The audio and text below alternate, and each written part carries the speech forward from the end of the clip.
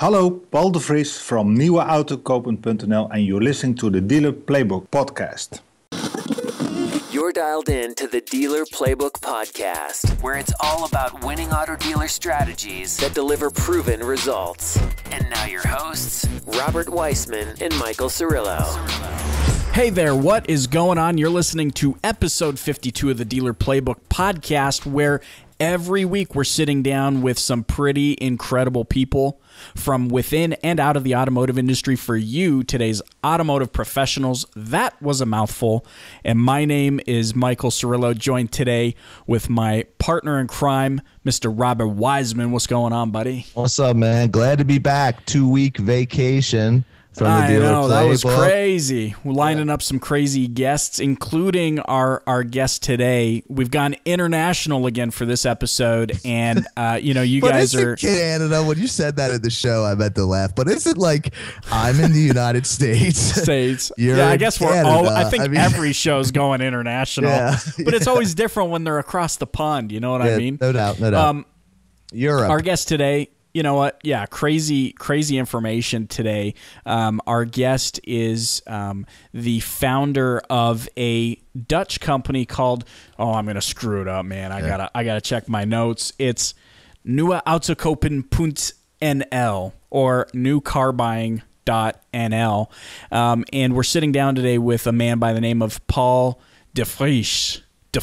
Man, I hope I got that right. Paul de Vries, man. Awesome guy. Incredible guy.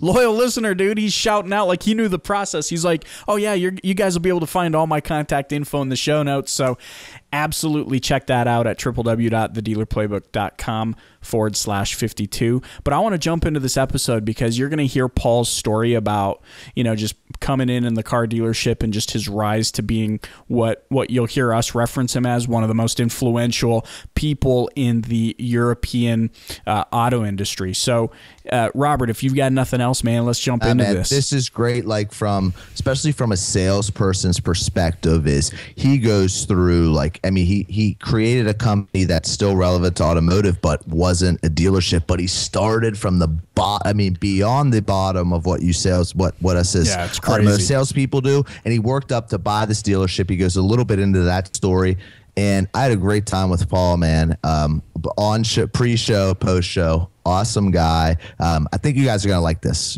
Let's get in. Let's jump in, man. Here we go.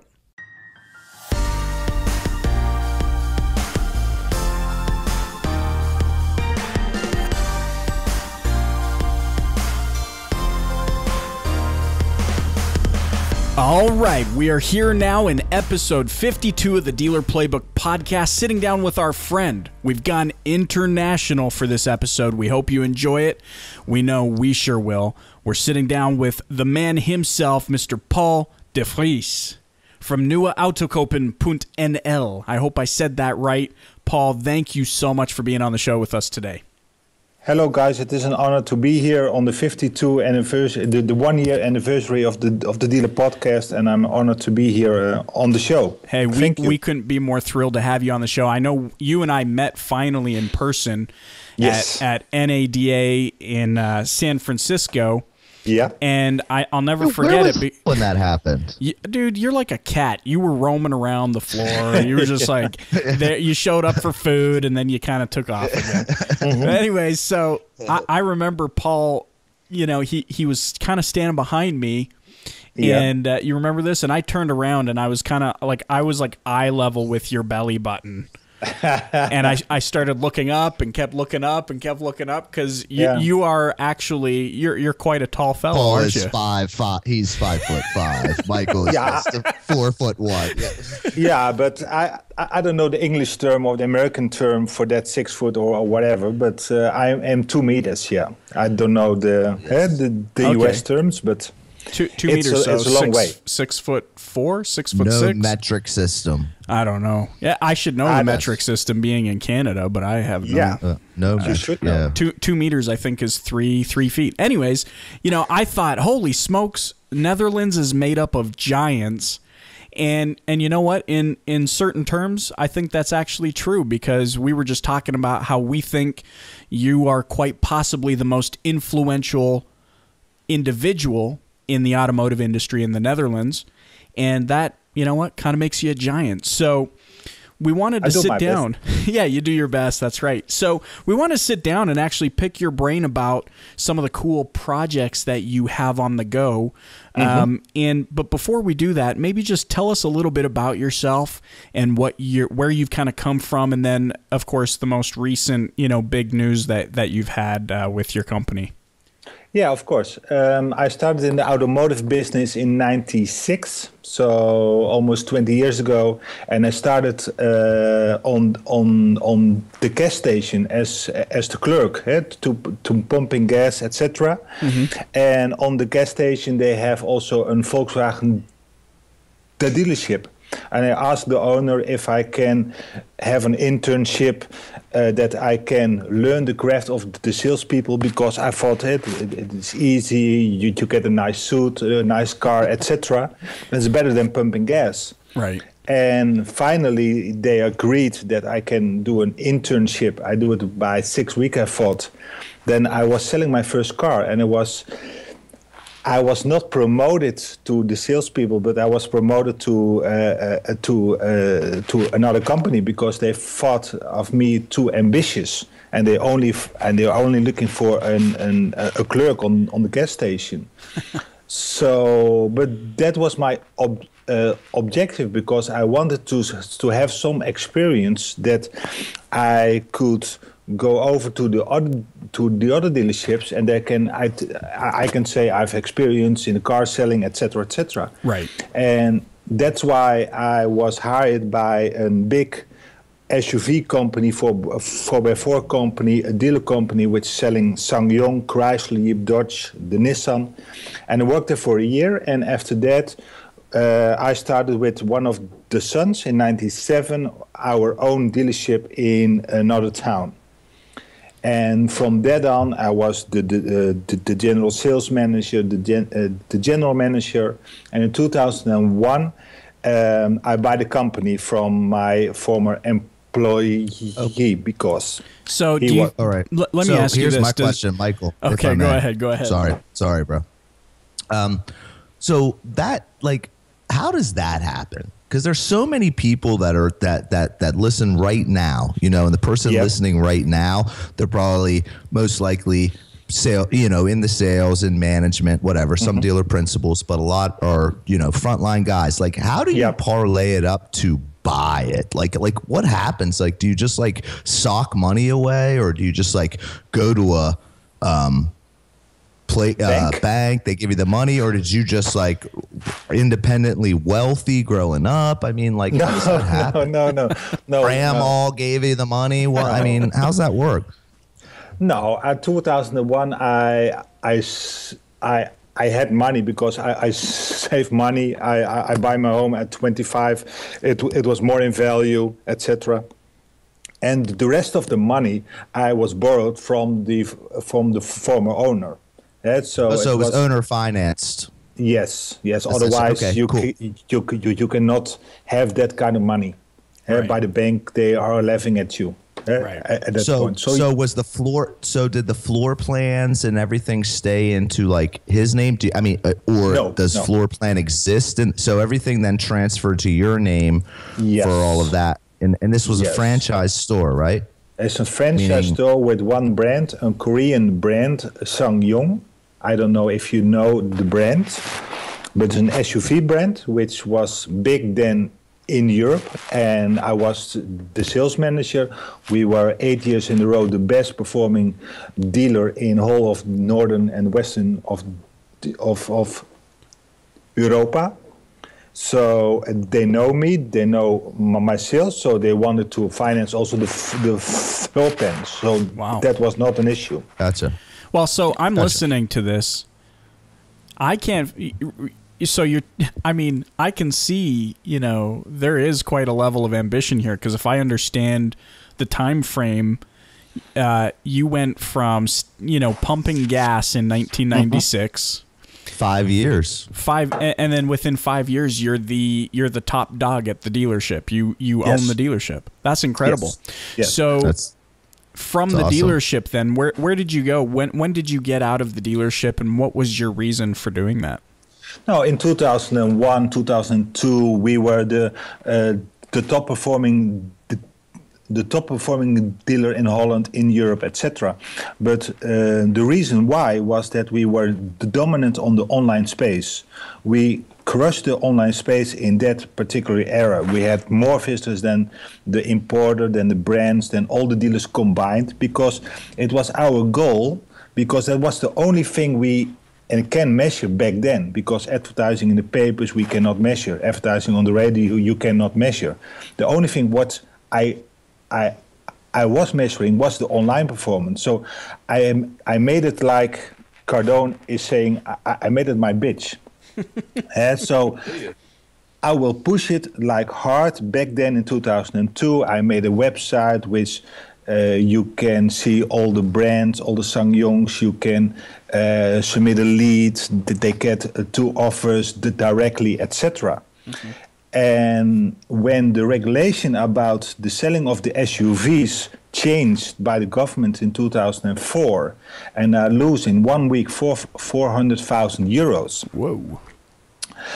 Because of the regulations. That's real money, folks. Real money. Yeah. I was talking to myself, do I want to be in the business? Do I want to be an entrepreneur? Yes. Do I want to be in the automotive business? Yes. Then I have to make some decisions. So I have to make political independence. So I didn't want to have it again that the government can change the regulations, mm-hmm. and that my brand is suck, mm-hmm. Back then. Right. And I have to have no stock anymore, because the stock was killing me because of the regulations.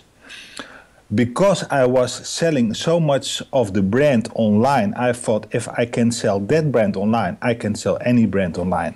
So then, back then, in 2005, I started Nieuweautokopen.nl as a startup after my own business, the real business, the automotive business. Mm-hmm. And Paul, real quick before Yes. you move on, that translates to what in English for the listener?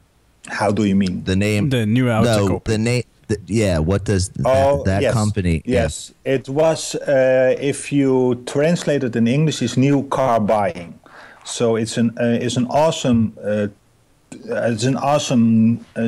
name for if you are doing the query in Google, etc.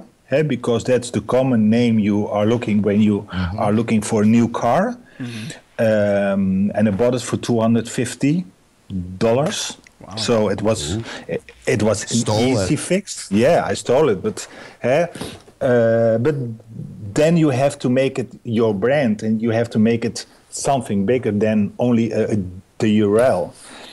But then I was starting the development of the website, etc. And in 2008, the regulation and change again of the government. And back then we are selling Chrysler and SsangYong. Mm-hmm. And then I thought that's the final thing. I had to sell my company with a big loss. Had the Chrysler dealership, the SsangYong dealership, and then I moved to the attic in my house to do only Nieuweautokopen as a brand, as a website, as my company. Mm-hmm. And from there on, I was crushing it online to sell cars online.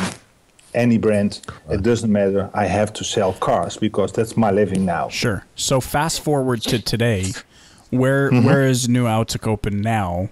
What's the big news that's happened recently? Now, the big news was that eBay Motors or eBay Classified Group bought the company 15 of back in January. Mm-hmm. So I will start again. The big news was that an eBay bought my company in beginning of the year. So I'm now part of the big eBay family, and now I have big opportunities to make Nieuweautokopen as big as we want it to go. Wow! Because I've so you sold it. I'm sorry, Paul. So you sold it, and you're still like the president. I mean, you get to run your company on somebody else's budget. Yes. Wow! Oh. Bravo to you, man. American dream this right is where there, we insert bro. the American dream. Absolutely. Yes. And that just brings up a whole lot of questions for me.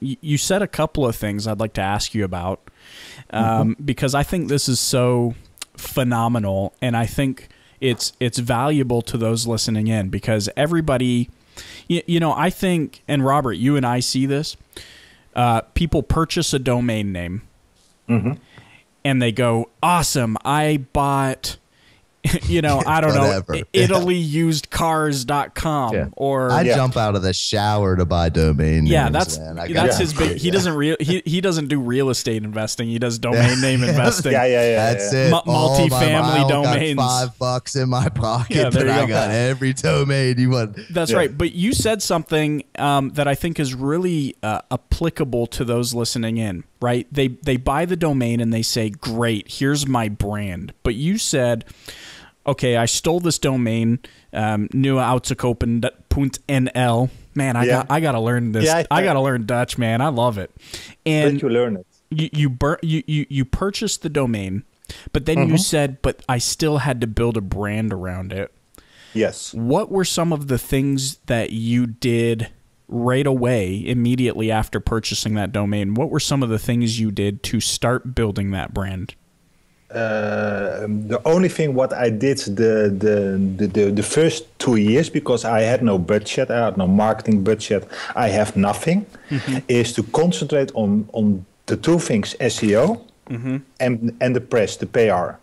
So everything I can publish to the press, etc., to the automotive press, every little thing, every new feature, every new thing I push to the press. I have a new thing, etc., etc. So stay there on the public side, on the dealer side, on the automotive side. Nieuweautokopen.nl has a new feature. Nieuweautokopen.nl has a new feature. Because I cannot win the battle from AutoTrader or AutoTrack or Marktplaats or whatsoever, because they have a lot of money to marketing. Sure. But the one thing they lack, and I have plenty of, is passion of my brand, of my product, of my website. And and you cannot pay that. Hey, you cannot budget that. You cannot AdWords that. Well, that's what I tell Mike. What do I tell you, Michael? You can't pay somebody more to be like, all right, I need you to be more passionate. I need you to be more creative. I'm going to up your ante a little bit. It has to come from the heart. And I push LinkedIn from the very start of LinkedIn here in Holland. And LinkedIn is in Holland very, very, very big. To make the database as big as possible. So in my network on LinkedIn, it has to be every salespeople in Holland in the car business has to be in my space, in my power base, because then I can push my content, my videos, etc. To them, and there I can crush AutoTrader, etc., because they are going to advertise, and I'm going to give the salespeople content, videos, what they can do better in their dealership, because I talk their language. Right. So I'm not a programmer. Very good. And this is interesting. I love this because you're actually the first. I'm pretty sure you're the first guest we've had on the show that has brought LinkedIn into the mix before Facebook or Twitter or any of the other social networks. I don't think we've ever said the word LinkedIn on this show before, as a matter of fact. It's very interesting. So you're saying that you went straight to LinkedIn, and while AutoTrader or the other platforms or portals out there were just busy advertising. Yes. Second-hand cars. And I do new cars. Oh, right. So there was the differentiator. You're focused on new cars. They're doing the secondhand pre-owned cars. But while they're busy, no, that's fine. While they're busy advertising that stuff, you were actually just going to a professional network and building connections and sharing information delivering value and empowering people in the industry. Yes, because the two things, I cannot win the war on second-hand cars because they are bigger. They have more advertising money, etc., etc. But they all have loose and sight on the new cars, and that's the way I chose the new cars, because that was the battle. It was open for the grabs, and then I thought, where can I hit the most? Where can I reach my customers, the salespeople, etc.? I can reach them on LinkedIn. I love because this. there are anybody, and I can send out every day. You created space in a saturated market. You created your own space in a very And here's the thing, though, Michael, not to jump in, but it's what I do. What I like about it is, and what people can take is about him, the value, like he said, he went on while they're advertising, essentially spamming, and that's what advertising has become, except for the savviest of the savvy. But it's like, what's the digital marketer guy's name? Ryan Dice. Okay, he said in the book that is an awesome book. He says that when you ask somebody on like your first like engagement with them, okay, and you're like you, like in your face, you're asking someone, do business with me. It's it's equal to going on the first date with somebody you just met and you ask them to marry you. And what book was that? Marry again? me. Like it'll creep you out. Like what book is that again? That's the hold on, it's actually sitting right over here. What is it? The Machine, or you know the name of it? I know, but nobody the else money does. Machine, Invisible Selling Machine. Invisible Selling Machine. Yes. Yes, Invisible Selling Machine. We'll link you guys up to that in the show notes. Killing it. Yeah, absolutely. Self-published and killing it. Oh, no doubt. I love this, man. So that's what really sticks out to me. What sticks out to me though is I really want to know a little bit more about what that site, because he's saying his customer were the salespeople and this and that, and like I think that, I don't know about you. I want to know like, how is a salesperson your end user, a car salesperson, and my end user? Yeah, how are they your end user? Meaning your target audience. Now, the first 7 years I was selling the cars by myself. So I get a lead, submit a lead. I call the customer 1 time, 2 times, 3 times, 4 times, 40 times. I don't care. If I have a yes or no, I will go hunt you down, like calling. When I have the sale, when I'm selling the car, I have to buy the car, and I have to and sell the complete and sale included the trade into the salespeople, because I don't want to deliver the car, etc., etc. So I am first, I am your competitor, and then I'm your friend. And 2 years ago, BMW and came to us and they say, we want to learn the online space. We want to learn how selling cars online works. And you are the authority. You are the first brand to think of in Holland. Can you help us? The man. But one thing we want to ensure, that the dealer, the BMW dealer, has to stay in the loop. And they ask me, if you have the lead and you qualify the lead because you are calling the lead, can you then transfer the lead to us? And I said, no, it's fine. BMW is for me not the biggest brand, because I'm selling a lot of Kias, Hyundais, Hondas, etc., but not so many BMWs. And in the pilot phase, in 6 months, we selling more BMWs than in the 7 years before. Wow.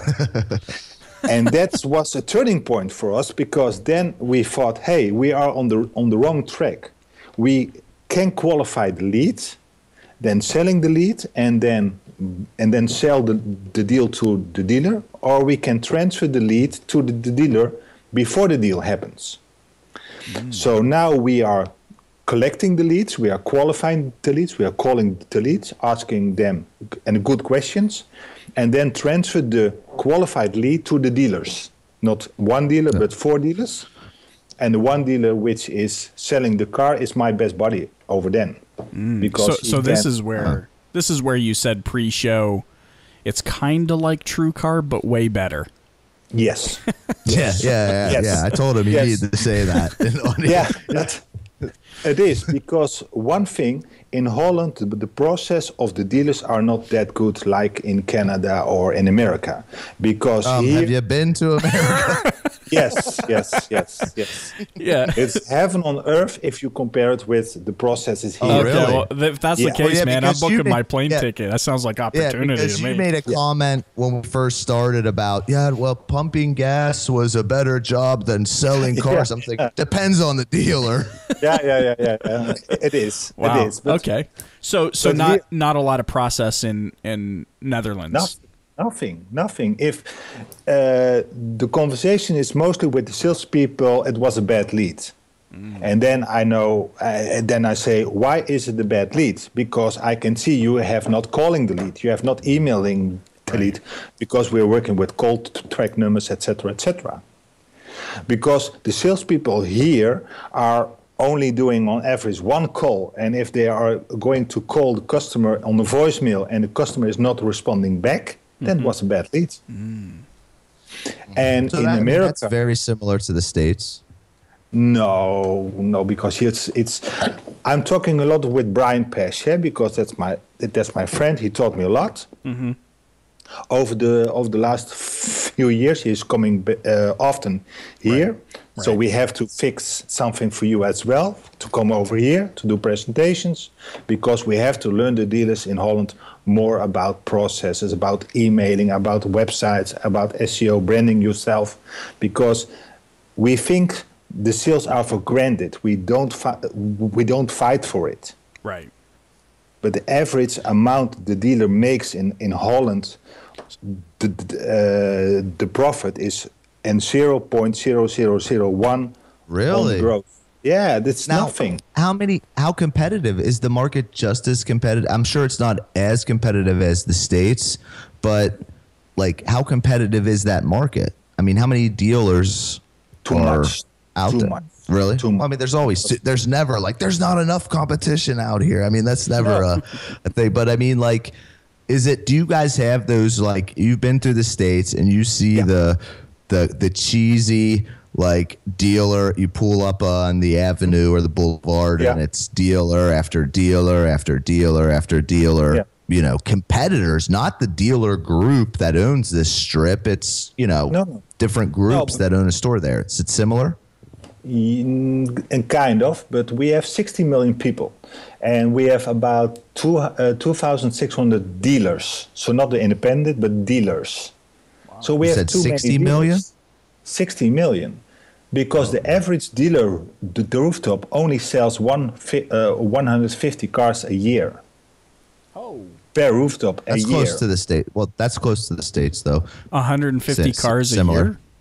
A year. New cars. That's a year. Not, I was going to say, where are you? You live in the sticks? Like, I sold more than I've sold 150 cars a year this year, and I don't even sell cars anymore. Hey, but you cannot make money on that one. And they can sell more if they have a process, if they have. I see. If they have seen the value of a lead, because the customer is not walking in anymore, the customer is calling and is submitting a lead, and if you are not starting the dialogue from there off, you are toast. Okay, so let me ask you this, because I mean, it's no question the reason you've kind of risen to the top in your market with what you do is because you followed a process. And I mean, you're right. I think in a lot of ways the U.S. is a little bit more, what's the term I'll use, more process conscious. Yes. They're aware that there should be a process for the most part, but most people are just kind of lazy to follow it. Whereas in Netherlands, you're saying there's just no process at all. No. But you had a process. Yes. And I think your process would work well for those listening in, because I think, you know, whether it's you qualifying the lead or the dealer qualifying the lead, what are some things that you did or questions you asked to really help qualify that customer before they came in to see the dealership? The first thing is that we have a process, how many calls we are going to make if we have no contact with the lead. So the lead is coming in, we are calling within 15 minutes. In the window from 9 to 9, from Monday to Saturday. So the most dealers here are closed at 5:30, at 6 p.m. So that's our opportunity from 6 to 9. We are the only one is open. So we will find the lead, which is submitting the lead after 6, and we have the conversation already at 6. Right. If we cannot have a dialogue back then we are calling 6 times within 48 hours. We are calling 12 times within 5 days. We will send you 5 emails with a bloody good written text, which will do a dialogue. We will and give you 5 voicemails with a template which are going to have a dialogue in it, because we want the dialogue. Right. If I will and say that to a dealership here, they're going to say to me, a spammer, you are crazy, you're doing too much, etc., etc. Here we just call that hustle. Yeah, but if the customer is reaching out, I have the responsibility to have the dialogue. It's my responsibility, not the responsibility of the lead. It's my responsibility. Absolutely. And here they are saying, if the customer is really interesting, they are calling me back. Yeah, in 1995 they are calling back, but in 2015 they are not calling back. They are calling another dealership. So, and that's the way we do. And then when we qualify, we are qualifying by how can we help you to get the best offer in the market. We have to ask you some questions.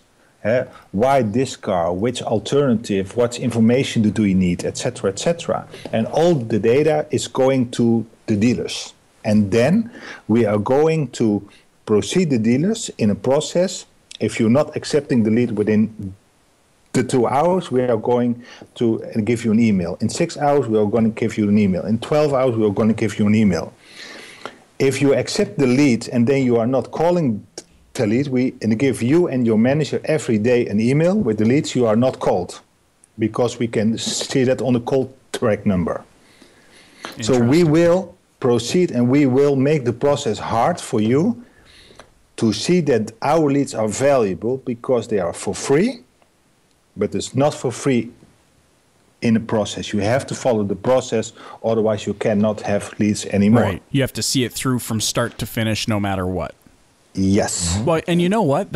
I'm glad you brought that up, because this is a really airtight process. It sounds like for me, you guys were relentless, or are relentless, in making sure that customer gets contact. And I love what you said. It is your responsibility to have the dialogue, nobody else's.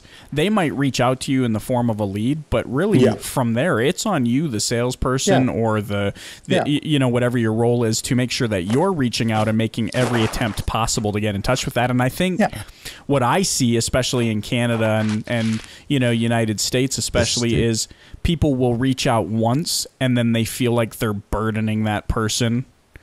But or that they're not a real opportunity. Man, this guy doesn't answer the phone. Yeah, he's just playing they just around. Look for excuses. They look for excuses. So you're saying, though, hey, have a process. Make sure it's airtight. Don't be afraid to follow up with this person, but count it as you are obligated. You have the responsibility to make sure that person gets contacted by you and with the information they're looking for. Yes, because you're letting them down. It's awesome. On my business card. I'm a sales guy. It's on my business card, so it is my responsibility. It's awesome, and nobody else. Okay, I'm loving this. I could keep asking you questions because it's so fascinating, but I'm going to wind this down. Super impressed with all of this stuff. I aside from wanting to learn how to speak Dutch. Now, we'd certainly love to get connected with you. I'm just wondering how many salespeople we know are going to like that. That salesperson listening right now is like, man, there's a lot of opportunity in Holland. I'm out. I'm out of here. I'm packing my dude. I got my bags packed. I'm going to make money. Dude, I sent a text message to my wife telling her to pack bags and book plane tickets while we were talking here. No, but I think some solid information. Look, some solid information here, because here we have you, Paul, who went from, an incredible success story. You went from pumping gas with a little ambition, and people tried to, you had some dream stealers, I call them, people that said you were too ambitious. They're looking back, probably crying now. They are bankrupt. They are bankrupt.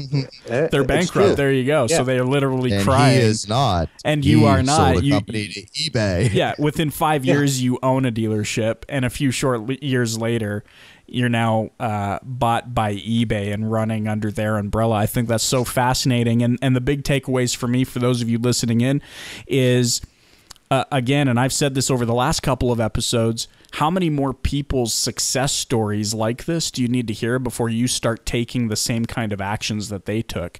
Here we have Paul who, purchased this domain name, and he knew then that it didn't just stop with the purchase of that domain name. He built a brand. He differentiated himself. He made a space, and this is what I love about your story, Paul. You made a space in a very cluttered industry by doing something that was different, where there was a demand, and boom, it brought you to success. And so that's incredible. Thank you so much for being on the show with us today. But before we hop off the call here, it was an honor. You know what? It was an honor for us to have you on. We love having international guests on the show. Thanks for staying up late. Absolutely. It's what we're pushing midnight where you are. Yeah. How can those listening but the guy in just sold his company to eBay. He can stay up as late as he wants. Yeah. He's got work in the morning.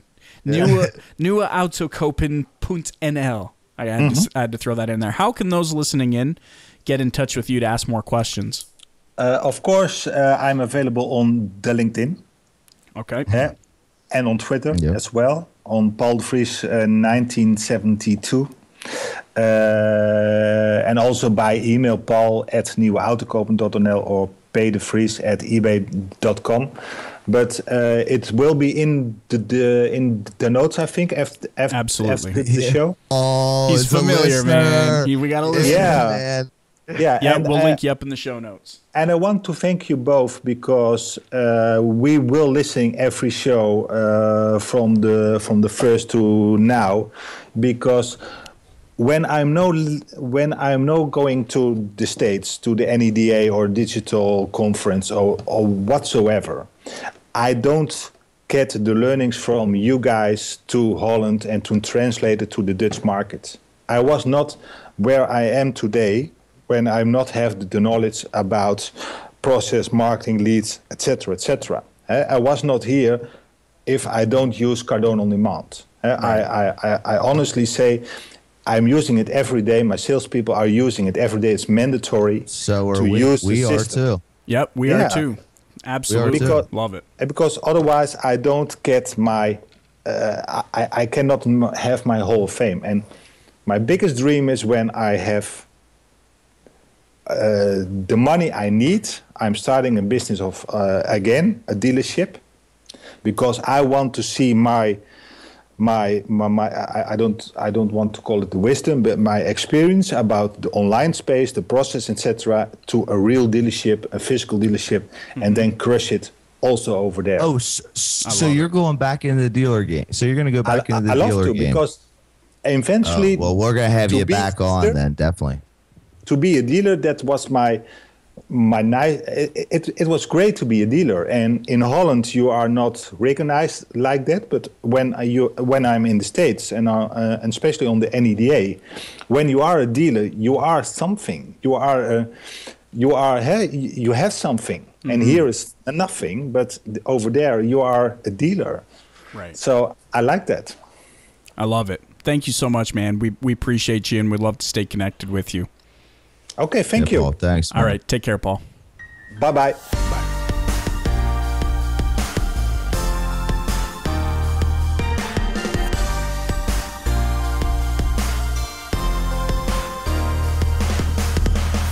And there we have it. That was Paul Vries. Come on. De Vries, yeah. Yeah. I enjoyed that. I mean, we just before this, we cut that off, and then we talk a little bit before we go in for these like post, outros and intros. Just talking about how I had a good time with that one. I liked hearing the story aspect of it. It's like he dropped some valuable stuff that I think anybody can really take at least some kind of inspiration, motivation from. At the very least, no doubt. I mean, like you heard him say, here's this guy who's pumping gas, and I love just that drive, right? Like, we talk a lot about not making decisions with your gut, but making gutsy decisions. And can you imagine what must have been going through his mind? He's sitting there pumping gas, you know, and didn't he say that was like a better job than selling cars or something like that? Yeah. You know, or at least more consistent. He's from the Netherlands. The Netherlands. So, you know, from Holland. And so he's pumping gas, feels ambitious enough to say, hey, can I do an internship here and start selling cars? And actually had to, actually ended up leaving that dealership because they thought he was too ambitious, went to work at another dealership. Within 5 years, the dude's buying a dealership, owns the dealership. And then 5 years. Yeah, like 5 years from the ground floor to like dealer principal. And then, you know, a few short years later sees another opportunity, and a few short years after that being purchased by eBay. And after the show, you guys aren't privy to that conversation, but he basically said he, at the time of purchase, it was like 3 people in his company, and now he's already at 40 people in a matter of just a few short months because the growth has been so incredible. And bro, like, to me, the fact is to like get on somebody like eBay's radar. Yeah. Oh, is that alone is it, with it not being a cease and desist, you know, like, you're stealing our logo, you're stealing our platform. Yeah. No, like, he got on their radar and they bought him. Well, come on, you man. know, like, there's people listening in right now. There's dealers listening in, like car salespeople who are struggling to get on the radar of their general manager. You know what I mean? Like, so that's the thing I love about this is he drops some interesting, you know, power bombs that those of you listening in can really apply to your career in car sales or inside the dealership or whatever it might be, to just take things to the next level. And I think the first thing, and Cardone, you heard him reference Cardone. I mean, that's one of Cardone's things too, is you can tell right out of the gates that Paul's attitude was set. You know, like he knew where he was going even from the ground floor. And I think that's a thing that a lot of people in the industry struggle with, is just having the right attitude, like a winning mindset, to be ambitious enough or to have the desire enough to take things through to the next step. And then from there, go to the next step. And the next thing you know, you could be owning your own dealership or you know, whatever. And I think exactly. And a big nugget there with that is just the fact of the impact of educating and continuously educating himself, whether it be through, you know, Cardone's VT, whatever you're doing. But like he sat there and said, you know, praised and, you know, said he owed so much of his success to something like that. So, I mean, that just tells you, I mean, it's, you know, the formula is there. And like these you find the training platform that clicks with you, they're going to give you the formula, the recipe. Yeah, absolutely. So anyways, thanks so much for listening into this episode of the Dealer Playbook. We want you guys to go hit up the show notes so you can connect with Paul and hear more of his story. www.thedealerplaybook.com/52. We've also got a free gift for you over there if you subscribe to our newsletter. We'd love to have you on our list and keep you updated with the things we've got going on and just more valuable information. Don't forget to follow Michael A. Cirillo. Oh, thanks, man. And at Robert Wiseman. Yeah, we'd love to pick up some more Twitter followers and connect with you there. Feel free, man. Ask us any questions you want. Give us your feedback. We'd love to hear it. And don't forget to subscribe to the show on iTunes or Stitcher Radio. And until next time, we'll catch you later.